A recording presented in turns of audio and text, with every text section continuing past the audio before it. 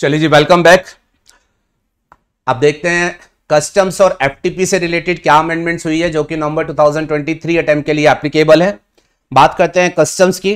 तो कस्टम में जो पहला एरिया ऑफ अमेंडमेंट है that is valuation of goods. अच्छा, आप सभी जानते हैं valuation of goods is very important for your examination. ये रेगुलर चैप्टर है जिस पर एग्जामिनेशन में क्वेश्चन पूछे जाते हैं। अब इसमें जो अमेंडमेंट हुई है उसको समझाने के लिए मैं थोड़ा सा आपको पहले वैल्यूएशन का सिस्टम रिकलेक्ट कराता हूं। हमने क्या पढ़ा था, जब कभी भी इंपोर्ट और एक्सपोर्ट ऑफ गुड्स किया जाएगा तो उसके ऊपर बीसीडी की लेवी आएगी, और बीसीडी की कंप्यूटेशन के पर्पस के लिए जब वैल्यूएशन की बात आएगी तो वैल्यूएशन किया जाएगा as per section 14 of custom act 1962। अब सेक्शन 14 जो था वो वैल्यूएशन करते टाइम दो तरीके देता था। एक सेक्शन 14(1) जो बेसिकली कहता था ट्रांजैक्शन बेस्ड वैल्यूएशन किया जाएगा, एंड एक 14(2) जो कि ये कहता था टैरिफ वैल्यू को यूज किया जाएगा जो कि सीबीआईसी ने फिक्स करके दी होगी। टैरिफ वैल्यू का कंसेप्ट हमारे पास क्या होता था, आपने गुड्स कितने के खरीदे बेचे उसको नहीं दिखा जाएगा, रादर देन सीबीआईसी ने जो वैल्यू फिक्स करके दे दी उसको जो होगा वो ड्यूटी कंप्यूटेशन के पर्पस के लिए यूज किया जाएगा। टैरिफ वैल्यू का कंसेप्ट लेकिन बड़े ही लिमिटेड केसेस में यूज किया जाएगा नोटिफाइड गुड्स के ऊपर। इस कंसेप्ट को हम साइड कर देते हैं। हमारा जो जनरल वैल्यूएशन सिस्टम था वो था सेक्शन 14(1) जिसमें ट्रांजैक्शन बेस्ड वैल्यूएशन किया जाता था। एंड ट्रांजैक्शन बेस्ड वैल्यूएशन का मतलब क्या हो गया, जो खरीद बेच का प्राइस है बेसिकली हम उसको यूज करेंगे। हाँ, अगर कुछ शर्तें सेटिस्फाइड नहीं होगी तो हम अपने कस्टम वैल्यूएशन रूल्स होंगे उसको यूज करेंगे। अब मैं अभी आपका फोकस जो ले रहा हूं वो ले रहा हूं वैल्यूएशन ऑफ इंपोर्टेड गुड्स के ऊपर।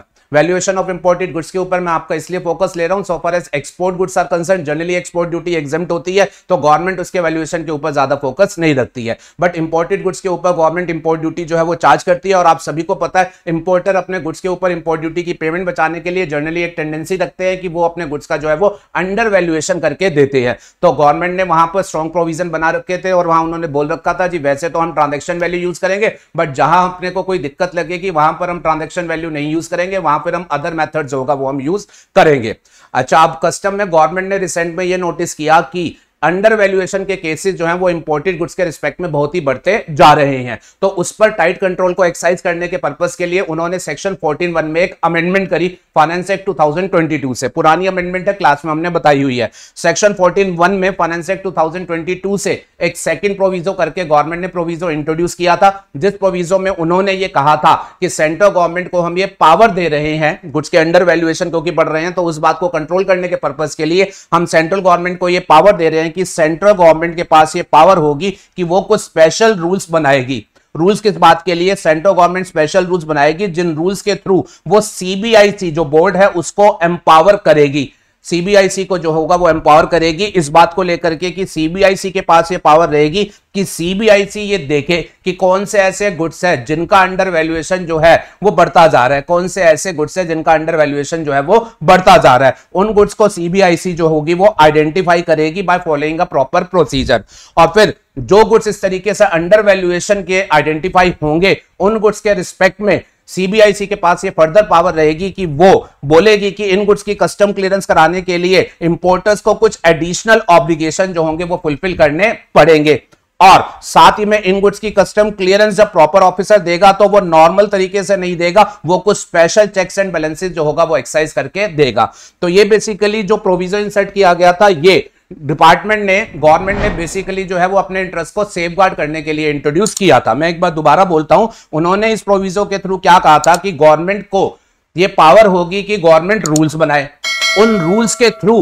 गवर्नमेंट सीबीआईसी को एम्पावर्ड करेगी कि वो एक प्रॉपर प्रोसीजर फॉलो करते हुए जिन गुड्स की स्मगलिंग अंडर वैल्यूएशन बढ़ रही है उन गुड्स को आइडेंटिफाई करे। गुड्स आइडेंटिफाइड हो गए, अब उनका under valuation import duty liability बचाने का काम ना हो तो उसको कंट्रोल करने के पर्पस के लिए सीबीआईसी अगला काम करेगी कि वो ये बताएगी इन गुड्स की अगर कोई भी इंपोर्टेंट क्लियरेंस कराएगा तो उसको इन गुड्स के रिस्पेक्ट में कुछ एडिशनल ऑब्लिगेशंस पूरे करने पड़ेंगे, इन द सेंस कि इनकी क्लियरेंस के लिए जब वो बिल ऑफ एंट्री वगैरह फाइल करेगा तो उससे हम कुछ ज्यादा डिस्क्लोजर जो होगा वो बिल ऑफ एंट्री में मांगेंगे। एंड फर्दर जब कभी इन गुड्स की क्लियरेंस की बिल ऑफ एंट्री आएगी तो जो प्रॉपर ऑफिसर होंगे वो अलर्ट हो जाएंगे और वो इनकी क्लियरेंस करने के लिए जो नॉर्मल क्लियरेंस प्रोसीजर होता है उसकी बजाय कुछ एडिशनल चेक्स एंड बैलेंसेस जो होगा वो एक्सरसाइज करेंगे। तो सीबीआईसी को यहां 3 तरीके की पावर इन रूल्स के थ्रू दे दी जाएगी। पकड़ो कौन से गुड्स है जिनका अंडर वैल्यूएशन बहुत रैंपेंट हो रहा है, दूसरा उनके रिस्पेक्ट में इंपोर्टर्स के एडिशनल ऑब्लिगेशन प्रेस्क्राइब करके दो, एंड ऑफिसर्स को भी बताओ कि क्या उन्हें एडिशनल चेक जो है वो एक्सरसाइज करने हैं। ठीक है जी, इस प्रोविजो के थ्रू जो थी वो गवर्नमेंट को पावर दे दी गई थी। अच्छा, अब गवर्नमेंट को ये जो पावर दे दी गई थी कि वो रूल से सीबीआईसी को एम्पावर कर दे इन सभी बातों के लिए। अब ये जो रूल्स थे ये टिल लास्ट टाइम तक जो थे वो नोटिफाइड नहीं थे, जिसकी वजह से ये अमेंडमेंट जो थी वो एक थ्योरेटिकल अमेंडमेंट थी, इसका कोई प्रैक्टिकल यूज नहीं था। अब हुआ क्या है, इस सेकंड प्रोविजो की पावर को यूज करके सेंट्रल गवर्नमेंट ने एक्चुअल में जो है वो रूल्स नोटिफाई करके दे दिए हैं। सेंट्रल गवर्नमेंट ने जो है वो रूल्स बना दिए हैं। रूल्स का नाम है customs assistance in value declaration of identified imported goods. ठीक है जी, रूल्स 2023। तो इस सेकंड प्रोविजो से पावर लेकर के गवर्नमेंट ने ये रूल्स बना दिए हैं। अब इन रूल्स में पूरा डिटेल का मैकेनिज्म है कि किस तरीके से सीबीआईसी जो होगा वो गुड्स को आइडेंटिफाई करेगी और क्या क्या एडिशनल ऑब्लिगेशन जो है वो सीबीआईसी ने इंपोर्टर्स के लिए बोल दिए हैं एंड क्या क्या एडिशनल चेक जो है वो प्रॉपर ऑफिसर को उन्होंने बता दिए हैं कि कस्टम क्लियरेंस देते टाइम इन सब चेक्स को जो होगा आपको एक्सरसाइज करना है। तो इन रूल्स में जो है इन सब बातों को डिटेल्स में जो है वो लिख दिया गया है। पहले रूल्स नहीं थे, थ्योरेटिकल प्रोविजन था, तो मई 2023 तक इसका कोई डिस्कशन होने का मतलब ही नहीं था। अब ये रूल्स आ गए हैं, आपके नवंबर 2023 की अमेंडमेंट का हिस्सा बन गए हैं। अब बेटा हमने ये रूल्स पढ़े, रूल्स काफी डिटेल में थे, हमने इसका पूरा एक समराइज वर्जन चार्ट वार्ट सब क्रिएट कर लिया।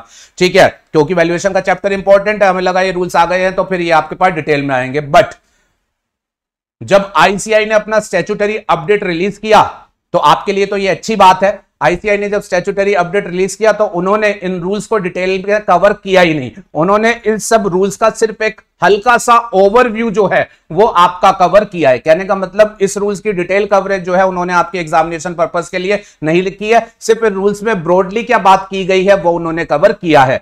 मुश्किल से एक पेज का डिस्कशन उन्होंने रखा है, that is too simple easy to understand. ठीक है, मोटे मोटे तौर से जो है वो बातें की गई है, तो वो सब जो होगा वो हम आपके साथ जो होगा वो डिस्कशन कर लेंगे। सिंपल वन पेजर डिस्कशन है जिसको आप स्टैंड अलोन बेसिस पर पढ़ के जाएंगे। जो वैल्यूएशन का चैप्टर पढ़ रखा है उसको एज इट इज पढ़ना, वो एज इट इज एग्जामिनेशन के लिए रहेगा। इसको एडिशनल अमेंडमेंट के तौर पर एक पेज की अमेंडमेंट पढ़ लेना, दैट्स ऑल, बिकॉज आईसीआई ने बड़ी इसकी लिमिटेड कवरेज दी है।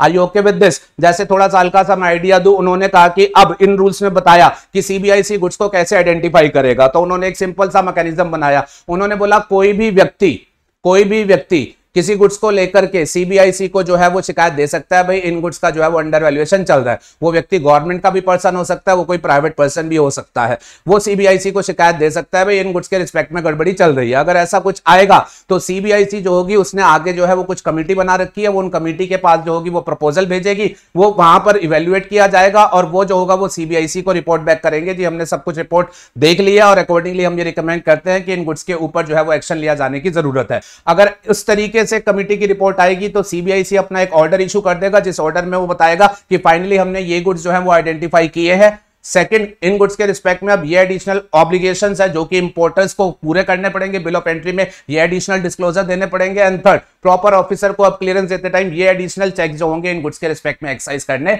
पड़ेंगे। That's all.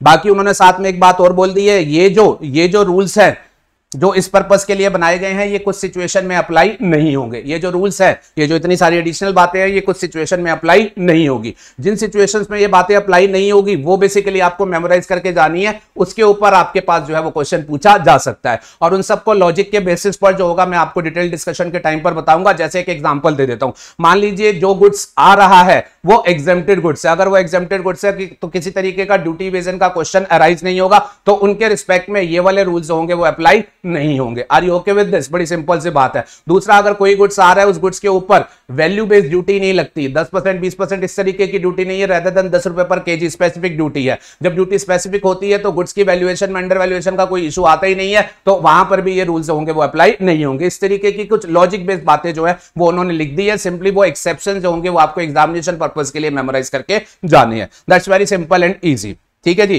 तो आपको अपना कोई दिक्कत नहीं है, आप वैल्यूएशन का चैप्टर जैसा पढ़ा था पढ़ के रखो, कहीं कोई दिक्कत नहीं है। ये एक पेज को सेपरेटली स्टडी करेंगे हम। फिर उसके बाद कस्टम में जो सेकंड एरिया ऑफ अमेंडमेंट है that is your payment of duty का एक चैप्टर था बेटा, जिसमें हमने ई कैश लेजर का कंसेप्ट डिस्कस किया था। आपको याद आता होगा जीएसटी में जब भी एक पर्सन की जीएसटी लायबिलिटी बनती है तो वो कैसे पे करता है, अपना क्रेडिट सेट ऑफ करता है और बैलेंस कैसे पे करता है, ई कैश लेजर के थ्रू, जिसमें पहले वो पैसा डिपॉजिट कराता है, फिर जब जब जरूरत पड़ती है उसे यूज करता है।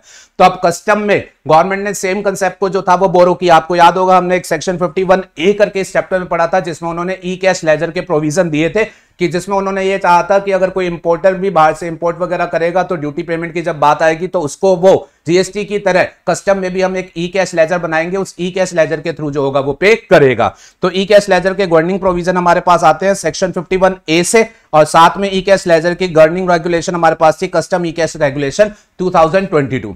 ठीक है, मैं हल्का सा कंसेप्ट आपको रिवाइज करा देता हूं। इसमें उन्होंने क्या बोला था, इसमें उन्होंने ये बोला था अब ये जो कस्टम का ई कैश लेजर होगा, ये जो होगा कस्टम की पोर्टल पर मेंटेन किया जाएगा। जीएसटी का जीएसटी की पोर्टल पर है, ये कस्टम की पोर्टल पर होगा। अब जिस भी कंसर्न पर्सन को ड्यूटी लायबिलिटी पे करनी होगी तो उसे क्या करना पड़ेगा, सबसे पहले वो ई कैश लेजर में जो होगा वो पैसा डिपॉजिट करेगा। तो डिपॉजिट कैसे करेगा, उसके लिए वो पोर्टल पर चालान क्रिएट करेगा, चालान क्रिएट करके पेमेंट करेगा, पेमेंट जब रियलाइज हो जाएगी तो ई कैश लेजर में उसका उतना बैलेंस जो होगा वो शो कर दिया जाएगा। फिर उसके बाद जब उसने वो इंपोर्ट ट्रांजेक्शन किया तो उसके ऊपर जो ड्यूटी लायबिलिटी वगैरह बनी, उस ड्यूटी लायबिलिटी को पे करने के लिए अब वो अपने इस ई कैश लेजर में डिपॉजिट जो कर रखा है उसको वो यूज करेगा। अच्छा, यहां पर एक छोटी सी बात ध्यान में रखिएगा, यहां पर जीएसटी से थोड़ा सा फर्क है। जीएसटी में क्या होता है, जब आप ई कैश लेजर में पैसा डिपॉजिट करते हैं तो चालान के थ्रू करते हैं। जब यूज करने की बारी आती है तो यूज करने के लिए आपको कोई चालान नहीं यूज करना पड़ता। क्यों? क्योंकि यूज आप कैसे करते हैं, रिटर्न्स के थ्रू।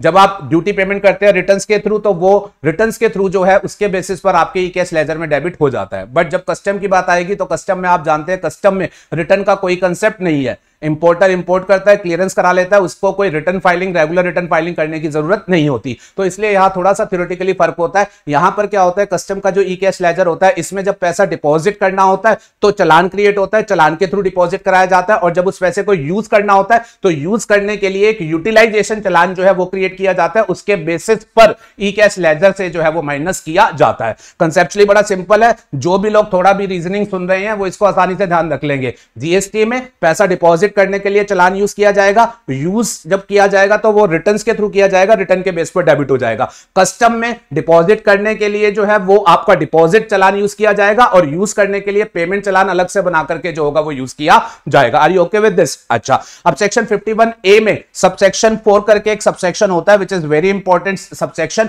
इसमें यह कहा गया था कि सीबीआईसी के पास ये पावर होगी कि वो ये जो ई कैश लेजर के थ्रू पेमेंट वाला मैकेनिज्म है, इस मैकेनिज्म से वो एग्जेम्प्ट कर सकता है किसी भी पर्टिकुलर क्लास ऑफ गुड्स को, किसी भी पर्टिकुलर क्लास ऑफ पर्सन को। क्या section 51A read with regulation, उसने पूरा मैकेनिज्म बना दिया, ई कैश लेजर ऐसे ऐसे यूज करना है। अब 51A का सबसेक्शन 4 वो सीबीआईसी को ये पावर देता था कि सीबीआईसी ये कह सकता है कि ई कैश लेजर का मैकेनिज्म फॉलो करने की जरूरत नहीं है। किसको? तो सीबीआईसी को पावर थी कि वो ये कह सकता है इन पर्टिकुलर गुड्स के रिस्पेक्ट में मैकेनिज्म फॉलो करने की जरूरत नहीं है। सीबीआईसी के पास ये भी पावर थी, वो ये कह सकता है इन पर्टिकुलर पर्संस को ये मैकेनिज्म जो है वो फॉलो करने की जरूरत नहीं है। अच्छा, अब आप रिकलेक्ट करिएगा, आपको जब पढ़ाया गया था तो वहां पर आपको अब 51(4) से पावर लेकर के सीबीआईसी ने एक नोटिफिकेशन इशू करी थी, वो पढ़ाई गई थी। जिस नोटिफिकेशन में सीबीआईसी ने ये बोला था कि एट प्रेजेंट किसी भी इंपोर्टर को किसी भी गुड्स के रिस्पेक्ट में ई कैश लेजर के प्रोविजन जो है वो फॉलो करने की जरूरत नहीं है। सही सुना आपने, जो ई कैश लेजर का पूरा मैकेनिज्म, जो टेक्नोलॉजिकल बैकबोन चाहिए था वो भी इनके पास तैयार नहीं हुआ था। उन्होंने स्टैट्यूटरी प्रोविजन तो बना दिए थे, बट पोर्टल पर वो मैकेनिज्म अच्छे से तैयार नहीं हुआ था, तो उन्होंने यहां से पावर यूज करके ये कह दिया था फॉर द टाइम बिंग के लिए ई कैश लेजर के प्रोविजन को कहीं भी अप्लाई नहीं करना, क्योंकि तैयार ही नहीं है, तो उन्होंने इसको एग्जेम्प्ट कर रखा था। बट अब वो मैकेनिज्म तैयार हो गया है, एंड 1 अप्रैल 2023 से ई कैश लेजर के थ्रू पेमेंट का मैकेनिज्म जो था वो मैंडेटरी कर दिया गया है। Are you okay with this? 1 April 2023 से ई कैश लेजर के प्रोविजन जो है वो मैंडेटरी कर दिए गए हैं। तो टिल लास्ट टाइम मैं आपको ये कहता था ये थ्योरेटिकल प्रोविजन है, not expected to ask in the examination, but अब ये प्रैक्टिकल हो गए हैं, बिकॉज इसको 1 अप्रैल 2023 से जो है वो ऑपरेशनल कर दिया गया है, नोटिफिकेशन इशू कर दिया गया। इसमें एक छोटी सी एडिशनल बात आपको ये ध्यान में रखनी है कि अब जो नया नोटिफिकेशन है उसमें ये कह दिया गया ये ऑपरेशनल है, लेकिन कुछ केसेस को अभी भी जो है वो ई कैश लेजर के दायरे से जो है वो बाहर रखा गया है। कुछ प्रोविजंस को, कुछ केसेस को अभी भी बाहर रखा गया है। तो वो सब जो होंगे वो आपको मेमोराइज करके जाने हैं कि ई कैश लेजर वैसे तो मैंडेटरी है, बट कुछ जगह पर अभी भी ये प्रोविजन अप्लाई नहीं होंगे। ठीक है, लाइक बैगेज का इंपोर्ट हो रहा है, उसकी ड्यूटी पे करनी है किसी नॉर्मल पर्सन के द्वारा, तो ये अप्लाई नहीं होंगे। तो वो आपको मेमोराइज करके जाने हैं। वो एक क्वेश्चन जो है वो पूछा जा सकता है, स्टैंड अलोन क्वेश्चन है, इंडिपेंडेंटली आप इसे अलग से हैंडल कर सकते हैं। डिटेल में हम देखेंगे जब हम अमेंडमेंट का डिटेल में एनालिसिस करेंगे। तो बस कस्टम की अमेंडमेंट यही है बेटा, इन 2 चैप्टर के अलावा और कहीं तो अमेंडमेंट ही नहीं है, बड़ी सिंपल सी अमेंडमेंट है। Are you okay with this? चलो, अब बात आती है आपकी आगे foreign trade policy. Foreign trade policy, वैसे तो इसको लेकर के बच्चे वैसे ही टेंशन नहीं लेते, बिकॉज एग्जामिनेशन में इसका वेटेज ही कितना है 5 नंबर। कंटेंट इसमें ज्यादा डाल दिया ICAI ने 5 नंबर में। अब बच्चा क्या कहता है, रिस्की ले लेता है, छोड़ो यार मुझे इतनी मेहनत करने की जरूरत नहीं है, पहले ही मेरे सर पे बड़ी टेंशन है, इतना सारा मुझे पढ़ना है। बट फिर भी क्या हमने आपको बता रखा है कि इसको आप सिलेक्टिव बेसिस पर पढ़े, जो एरिया है इस ICAI बार बार पूछता है, आप उस पर मेहनत करते हुए जाए, ठीक है। तो कोई स्पेशल इस पर आपको वैसे टेंशन लेने की जरूरत नहीं है। अब इसमें अमेंडमेंट क्या हुई है, जरा थोड़ा उसको मैं ध्यान से बता रहा हूं, जरा सुनिएगा। अब फॉरेन ट्रेड पॉलिसी हमारे, आप सभी जानते हैं कि हमारे पास जो पुरानी फॉरेन ट्रेड पॉलिसी, अभी नई फॉरेन ट्रेड पॉलिसी इशू हुई है, जो पहले फॉरेन ट्रेड पॉलिसी हमारे पास थी वो हमारे पास थी फॉरेन ट्रेड पॉलिसी 2015-20, ठीक है बेटा। फॉरेन ट्रेड पॉलिसी जनरली 5 साल के लिए बनाई जाती है, तो ये फॉरेन ट्रेड पॉलिसी हमारी चल रही थी 2015-20। अब 2015-20 साल 2020 तो बहुत टाइम पहले ओवर हो गया था, नई फॉरेन ट्रेड पॉलिसी लेकिन गवर्नमेंट ने इशू नहीं करी थी, कोरोना की वजह से बहुत सारे इशू आ गए थे, तो गवर्नमेंट ने अपना टाइम जो था वो नई फॉरेन ट्रेड पॉलिसी पे लगाया ही नहीं था, ठीक है ना। इंटरनेशनल ट्रेड की पोजीशन ही क्लियर नहीं हो रही थी, पुरानी फॉरेन ट्रेड पॉलिसी को ही वो कंटिन्यू की जा रहे थे। अब उन्होंने इस पुरानी फॉरेन ट्रेड पॉलिसी को 31 मार्च 2023 तक चलाया, लेकिन 1 अप्रैल 2023 से अब उन्होंने फाइनली नई फॉरेन ट्रेड पॉलिसी बना के जो है वो इशू कर दी है। तो आपके एग्जामिनेशन में जो एप्लीकेबल है that is new foreign trade policy, ठीक है। लास्ट अटेम्प्ट तक पुरानी फॉरेन ट्रेड पॉलिसी पढ़ रहे थे 2015-20, अब 1 अप्रैल 2023 से नई फॉरेन ट्रेड पॉलिसी जो आ गई है वो आपको पढ़नी है। अब यहां 2 बातें जरा ध्यान से सुनिएगा। फॉरेन ट्रेड पॉलिसी 2023, गवर्नमेंट ने यहां पर एक बहुत बड़ा चेंज कर दिया है। पीछे मैंने क्या बोला, फॉरेन ट्रेड पॉलिसी नॉर्मली वो 5 साल के लिए बनाते थे, ठीक है। पहले बनी 2010 से 15, फिर 15 से 20, लेकिन अब गवर्नमेंट ने ट्रेंड चेंज कर दिया। अब उन्होंने बोला अब हम ये 5 साल के लिए कोई पॉलिसी नहीं बनाएंगे, हमने ये 2023 में पॉलिसी बनाई, इसका नाम सिंपल दे दिया फॉरेन ट्रेड पॉलिसी 2023। कोई इसमें 5 साल का कंसेप्ट नहीं है। ये जो पॉलिसी बनाई है ये आगे जिंदगी भर यही चलती रहेगी, इन बिटवीन जो अमेंडमेंट करनी पड़ेगी वो इसी में करेंगे, ठीक है। बट फॉरेन ट्रेड पॉलिसी ऐसा नहीं है कि ये 5 साल की ड्यूरेशन के लिए बनाई है। तो ये सबसे पहली इंपॉर्टेंट बात जो है वो मैंने आपको बता दी है। अब दूसरी बात, ये फॉरेन ट्रेड पॉलिसी नई बनाई है, ठीक है। तो अब नई बनाई है तो इसमें टेंशन में मत ले लेना कि बिल्कुल ही 0 लेवल से आपको पढ़ना है, ऐसा नहीं है। जो पुरानी फॉरेन ट्रेड पॉलिसी थी लगभग वही रखी गई है, कुछ चेंजेस जो समय के हिसाब से, बदलती परिस्थितियों के हिसाब से जरूरी हो गए थे, उनको जो है वो इस नई फॉरेन ट्रेड पॉलिसी में टेक केयर किया गया है।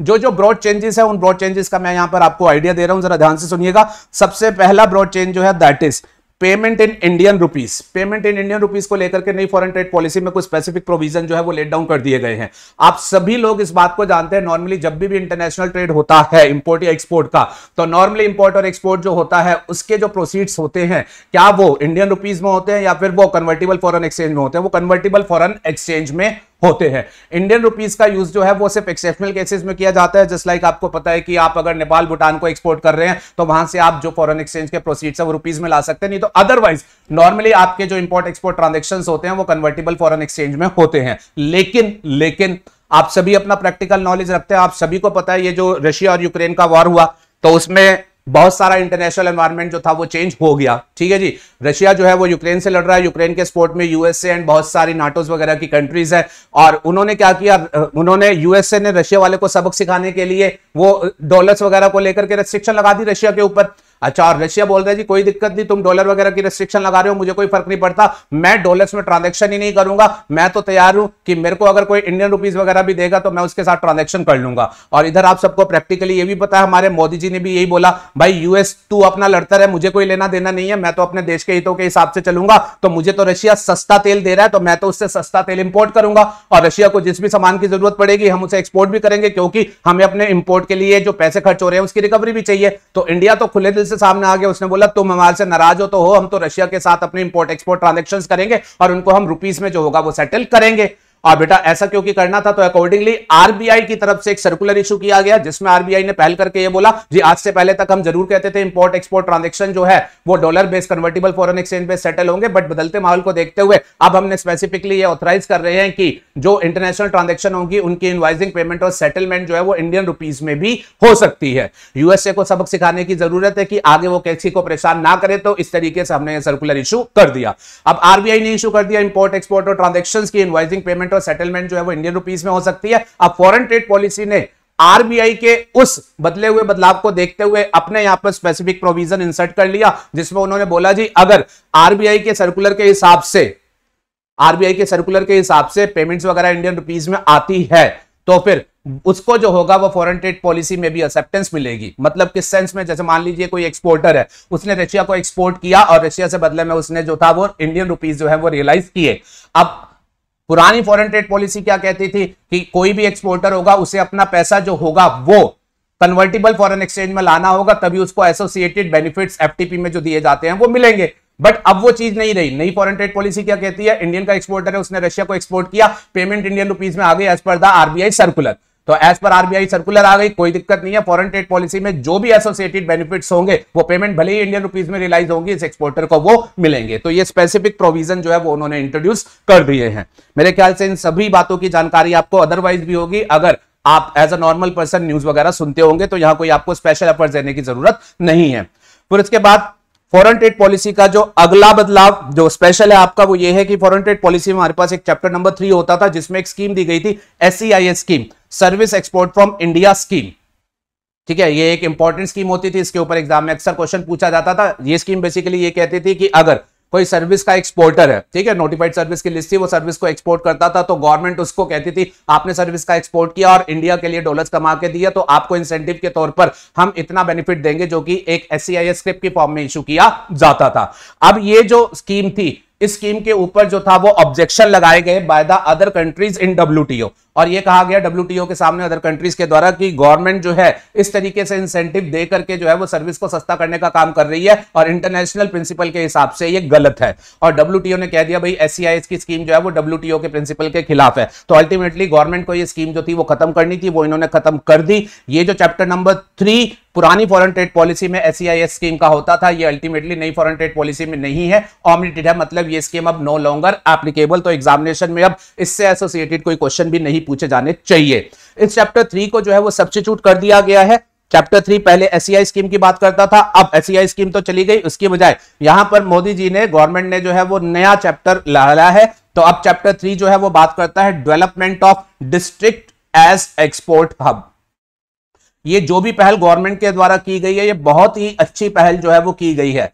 हाँ जी, चैप्टर का टाइटल क्या है, development of district as export hub. India में बहुत सारे स्टेट है, स्टेट के अंदर बहुत सारे डिस्ट्रिक्ट है, जिले हैं, हर जिले में अपने अपने कुछ स्पेशल प्रोडक्ट्स होते हैं। तो अब गवर्नमेंट क्या कह रही है जी, हमें ग्रास रूट लेवल पर जाना है और हर डिस्ट्रिक्ट में जो स्पेशल प्रोडक्ट सर्विसेज होती है उनको दुनिया के सामने ग्लोबलाइजेशन वर्ल्ड लेवल पर जो है वो लेकर के आना है। तो उसके लिए अब हम क्या कह रहे हैं कि हम अपना ये फोकस ले रहे हैं कि जो भी अलग अलग जिले होंगे उनको हम एक्सपोर्ट हब्स के रूप में जो होगा वो डेवलप करेंगे। आज से पहले इस ग्रास रूट लेवल के बारे में कोई नहीं सोचता था, बट ये सरकार की बहुत अच्छी पहल है। उन्होंने बोला जी इसमें बहुत पोटेंशियल है, डिस्ट्रिक्ट लेवल पर जाकर के हमें मेहनत करनी पड़ेगी। हम जिले जिले में जाएंगे और देखेंगे हमारे पास इस डिस्ट्रिक्ट में कौन सा ऐसा यूनिक प्रोडक्ट है जिसकी बाहर बहुत डिमांड हो सकती है, और उस डिस्ट्रिक्ट को अकॉर्डिंगली हम उस प्रोडक्ट के रिस्पेक्ट में एक्सपोर्ट हब्स के रूप में जो होगा वो डेवलप करेंगे। Are you understanding this point? तो इससे जो होगा हमारा फॉरेन एक्सचेंज अर्निंग जो होगी वो बहुत ज्यादा बढ़ जाएगी। और दूसरा फायदा क्या होगा, जो हमारे फार्मर्स हैं, ठीक है ना, जो हमारे लोकल आर्टिशियंस हैं, उनकी कमाई भी बहुत ज्यादा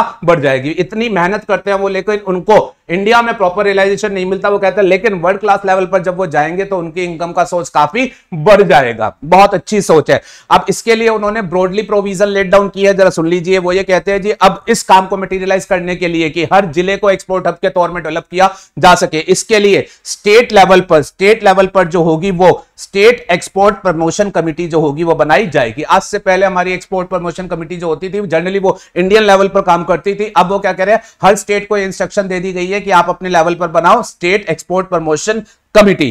फिर उस स्टेट में जो भी जिले हैं डिस्ट्रिक्ट लेवल पर बनाई जाएगी district export promotion committee. Are you okay with this? ठीक है जी। तो प्रोसेस क्या है, किस तरीके से वो डेवलप करेंगे, उन्होंने बोला जी स्टेट लेवल पर स्टेट एक्सपोर्ट प्रमोशन कमेटी बनाई जाएगी, फिर स्टेट के अंदर जो जिले हैं डिस्ट्रिक्ट लेवल पर जो होगी वो डिस्ट्रिक्ट एक्सपोर्ट कमेटी जो होगी वो बनाई जाएगी। अब ये जो डिस्ट्रिक्ट एक्सपोर्ट प्रमोशन कमेटी बनाई जाएगी इसकी रेगुलर मीटिंग्स होंगी।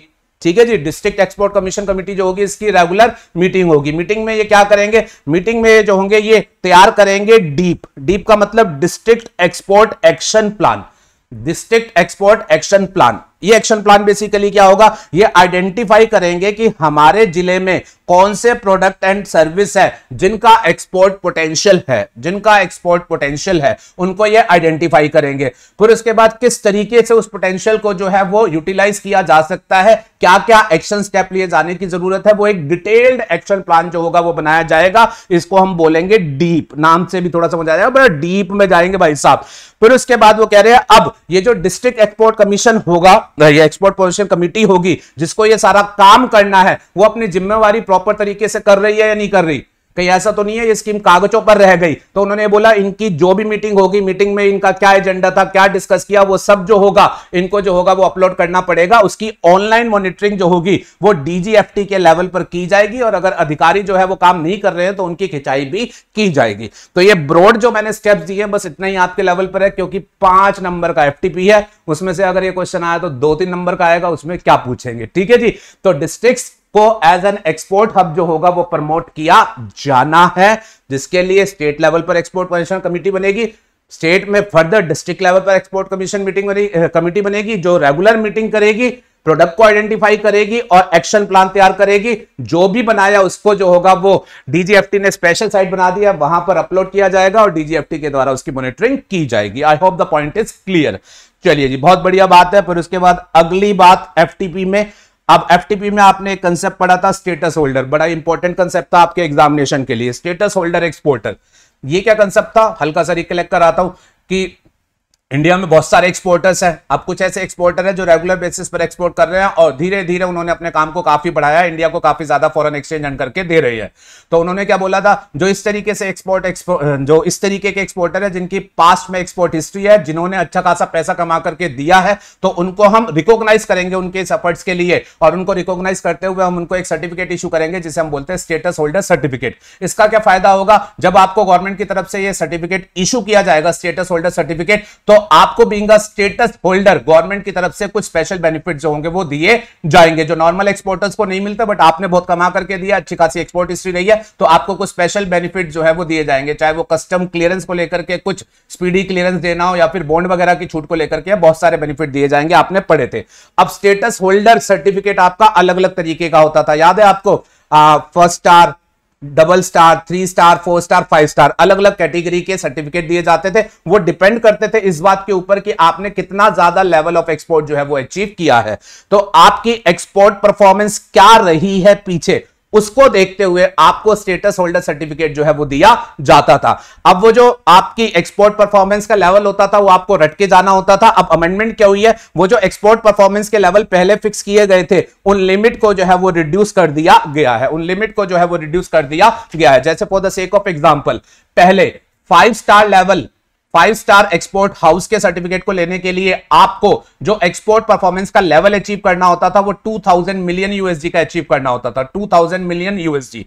अब उस लेवल को रिड्यूस कर दिया गया और कहा गया अगर आप 800 मिलियन यूएसडी का लेवल अचीव कर लेते हैं तो आप 5 स्टार एक्सपोर्ट हाउस का स्टेटस ले सकते हैं। तो डेफिनेटली ये एक बड़ा बेनिफिशियरी प्रोविजन है। इन लिमिट्स के रिड्यूस होने के बाद ज्यादा लोग जो है वो 5 स्टार एक्सपोर्ट हाउस का स्टेटस अचीव कर पाएंगे और फिर उससे एसोसिएटेड जो भी बेनिफिट्स मिलते हैं उनका फायदा वो ले पाएंगे। तो लिमिट रिड्यूस हो गई है, सिंपली आपको वो मेमोराइज करके जानी है, सिंपल है, यहां भी कोई टेक्निकल बात नहीं है।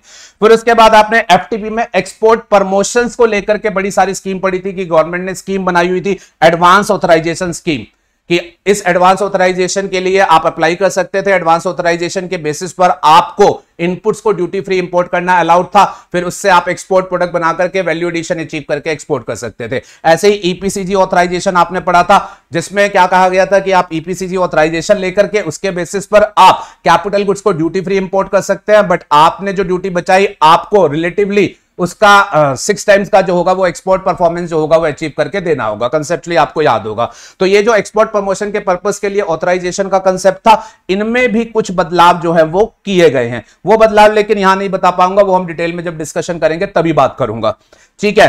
फिर उसके बाद जो एक स्पेशल बदलाव किया गया इस फॉरेन ट्रेड पॉलिसी 2023 में, ये है ई कॉमर्स प्रमोशन को लेकर के एक स्पेसिफिक चैप्टर इंट्रोड्यूस किया गया ई कॉमर्स प्रमोशन को लेकर के।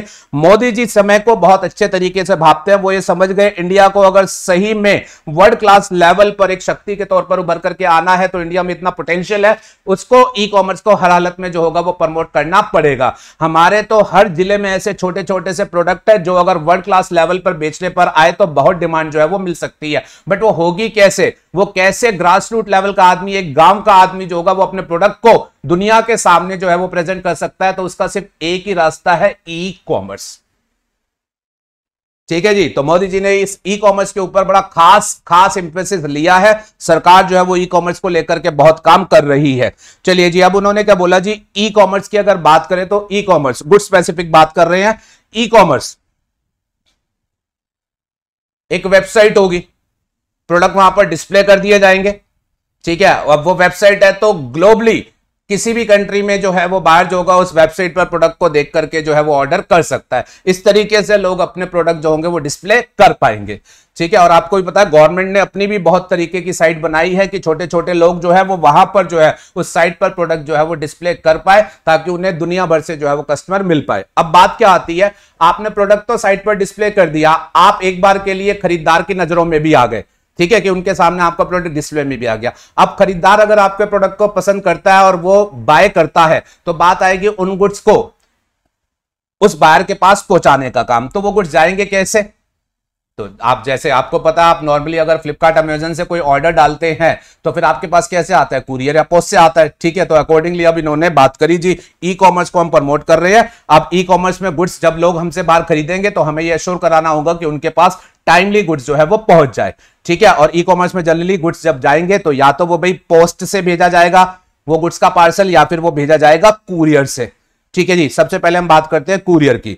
तो अब उन्होंने कहा जी, अब क्योंकि हम ई कॉमर्स को प्रमोट करना चाहते हैं और गुड्स की डिलीवरी कुरियर के द्वारा की जाएगी, तो उन्होंने बोला कि पहले क्या था, पुरानी फॉरेन ट्रेड पॉलिसी में कुरियर के थ्रू गुड्स का जब आप एक्सपोर्ट करते थे तो वहां पर वैल्यू लिमिट थी 5 लाख की। कुरियर के थ्रू अगर एक्सपोर्ट हो रहा है तो 5 लाख तक की वैल्यू ऑफ गुड्स का जो है वो एक्सपोर्ट किया जा सकता है। अब वो वैल्यू लिमिट हटाकर मतलब बढ़ा करके जो है वो सीधा डबल कर दी गई है 10 lakh rupees, which is quite a substantial limit. ठीक है जी, अच्छा दूसरा क्या रास्ता होता है? पोस्ट का। अच्छा, जो पोस्ट है वो पोस्टल सर्विस इंडिया में कौन दे रहा है? गवर्नमेंट दे रही है, और गवर्नमेंट अगर दे रही है तो वहां पर एज सच लायबिलिटी की कोई इशू ही नहीं है। तो पोस्ट के थ्रू जब आप एक्सपोर्ट करते हैं तो वहां पर कोई भी वैल्यू लिमिट होती नहीं है, पहले भी नहीं थी, आज भी नहीं है। कुरियर जनरली प्राइवेट कंपनीज के हाथों में होता है तो वहां पर कंट्रोल एक्साइज है, वहां पर वैल्यू लिमिट 5 लाख थी जिसको बढ़ा करके डबल कर दिया गया है। पोस्टल के केस में वैल्यू लिमिट ना तो पहले थी ना आज है। ठीक है जी, अब लेकिन पोस्टल रूट के थ्रू जब एक्सपोर्ट्स होंगे तो पोस्टल रूट में भी फर्दर ई कॉमर्स को प्रमोट करने के लिए उन्होंने एक स्पेशल काम किया है। जरा समझिएगा इस बात को।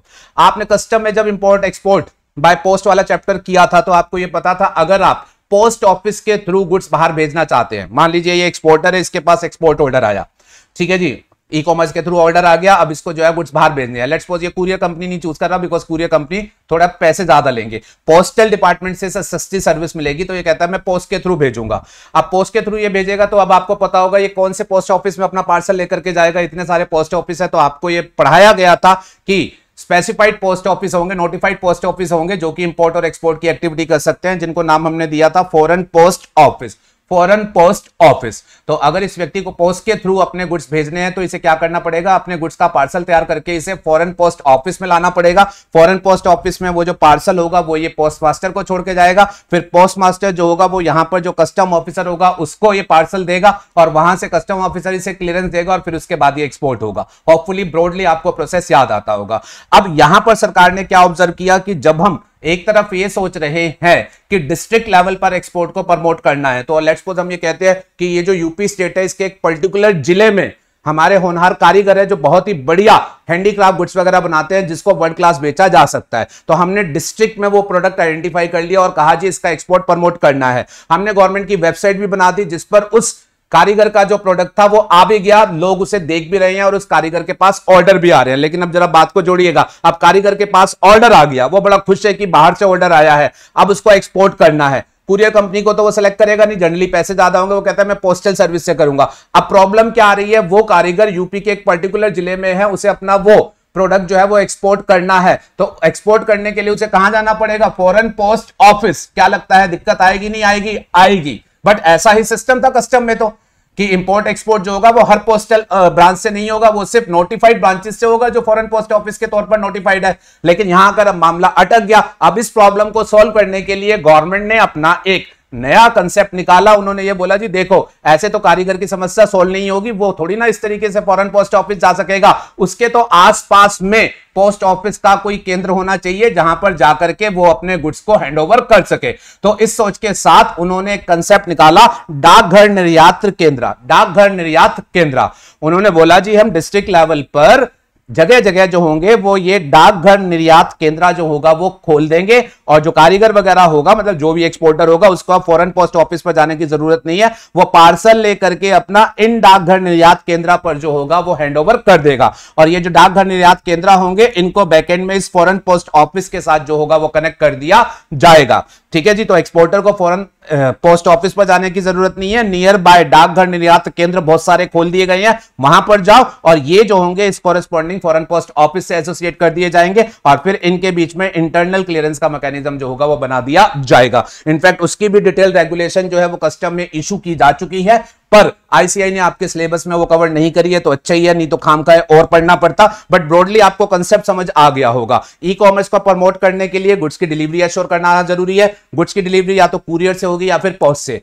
कुरियर रूट को प्रमोट करने के लिए वैल्यू लिमिट 5 लाख से बढ़ाकर के डबल कर दी गई है, और पोस्टल रूट को प्रमोट करने के लिए फॉरेन पोस्ट ऑफिस के साथ एसोसिएटेड डाकघर निर्यात केंद्र का कंसेप्ट जो है वो ओपन कर दिया गया है। ठीक है जी, तो ये ब्रॉड प्रोविजन थे इंपॉर्टेंट, जो कि बेसिकली नई फॉरेन ट्रेड पॉलिसी में स्पेसिफिकली हाईलाइट हुए हैं। होपफुली आपको ये सभी बातें जो है वो समझ आ गई होंगी।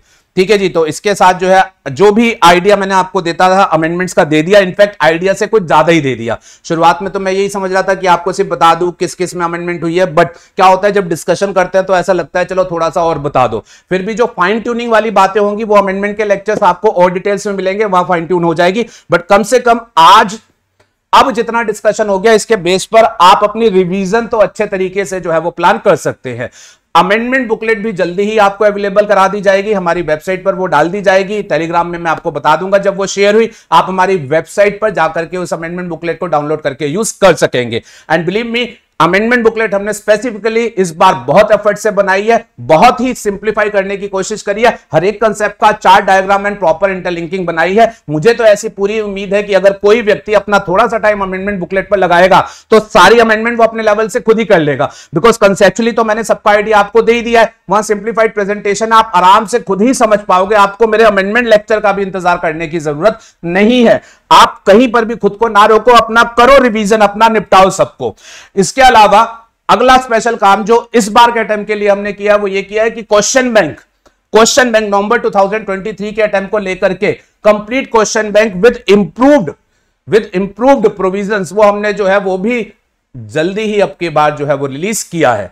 वैसे हमारा क्वेश्चन बैंक जो होता है वो एग्जामिनेशन के 2 महीने पहले जनरली जो है वो रिलीज किया जाता है, बट अब की बार क्योंकि अमेंडमेंट बहुत ज्यादा नहीं थी, ठीक है, और बच्चों की हमेशा से रिक्वेस्ट आती थी क्वेश्चन बैंक जल्दी रिलीज होना चाहिए, तो अब की बार हमने अपना स्पेशल टाइम जो है वो उस क्वेश्चन बैंक पर लगाया है। उसमें हमने अच्छे इंप्रूवमेंट किए, हर एक क्वेश्चंस को हमने बेटर तरीके से प्रेजेंट किया और सारी अमेंडमेंट्स भी इंकॉर्पोरेट कर दी है। जल्दी ही वो आपको अवेलेबल फॉर सेल जो होगा वो कराया जाएगा, तो आप लीजिए और अपनी पूरी प्रिपरेशन जो है वो तैयार करना स्टार्ट कर दीजिए। अच्छा, कुछ बच्चों का मेरे साथ ये भी सवाल आ रहा था, सर हमने आपसे मई 2023 का क्वेश्चन बैंक लिया था, अब नवंबर 2023 अटेम्प्ट के लिए क्या हमें एडिशनल क्वेश्चन बैंक, मतलब ये जो नया आ रहा है ये लेने की जरूरत है या उसी से काम चल जाएगा? तो बेटा अगर आपने अभी रिसेंट में ही लिया है तो आप अपने दोबारा पैसे ना खर्च करें।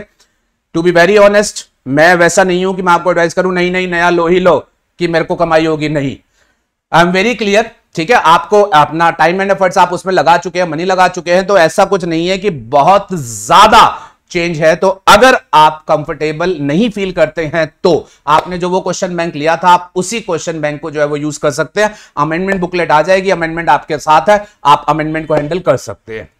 ठीक है जी, और एमसीक्यू, एमसीक्यू को लेकर के भी बच्चे पूछ रहे थे, तो एमसीक्यू बुक भी हमारी कंप्लीटली अमेंडेड जो है वो तैयार है, वो भी जल्दी ही आपको अवेलेबल फॉर सेल जो होगी वो करा ली जाएगी। कहने का इन शॉर्ट मतलब ये है, हमने अपनी तरफ से अपने सारे प्रयास कंप्लीट करके छोड़ दिए कि अब आप नवंबर 2023 के अटेम्प्ट की एग्जाम प्रिपरेशन को लेकर के टेंशन फ्री हो जाए। और सिर्फ खुद ही टेंशन फ्री मत रहना, अपने दोस्तों भाइयों को भी जो है वो टेंशन फ्री कर देना। कहने का मतलब इस वीडियो को जो है दूसरों के साथ शेयर कर देना और उन सबको बोल देना चैनल को सब्सक्राइब कर ले, बेल आइकन दबा दे, ताकि आगे जो भी आपकी मदद के लिए हम नेक्स्ट चीजें लाएं वो आपको टाइमली अवेलेबल हो जाए।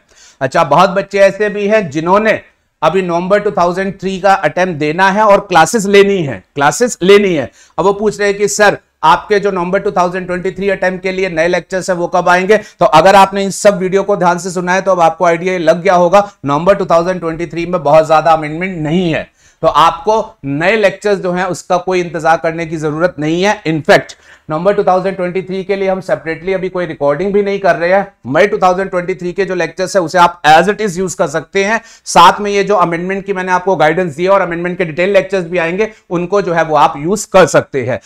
अब नवंबर 2023 के लिए मैं डिटेल लेक्चर्स के प्रोसेस की बजाय मैं कुछ स्पेशल प्लान कर रहा हूं, जिससे मैं आपको काफी वैल्यू एडिशन वाली चीजें जो होगा वो दे पाऊंगा। वो एग्जैक्टली क्या अभी डिस्क्लोज नहीं कर रहा हूं, टाइम टू टाइम बताऊंगा, थोड़ा कुछ सरप्राइज एलिमेंट भी होना चाहिए।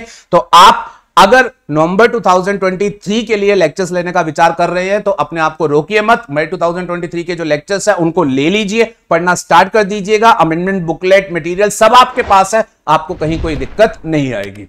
आई होप कुछ ना कुछ वैल्यू एडिशन आपको इस वीडियो से मिला होगा। और जैसा कि हमेशा कहता आया हूं कि अगर आपको लगता है कि हम आपके लिए कुछ वैल्यू एडिशन कर रहे हैं तो हमें प्लीज वो कम्युनिकेट कर दिया कीजिए। कैसे कम्युनिकेट करेंगे, वीडियो के नीचे कमेंट में बता दीजिए या फिर गूगल पर जाकर के जो है वो अपने रिव्यू पोस्ट कर दिया कीजिए। हमें अच्छा लगता है जब हमें कोई पॉजिटिव बताता है, हमें लगता है हम जो कुछ कर रहे हैं वो किसी के तो काम आ रहा है। चलिए, thank you everyone, take care, bye bye.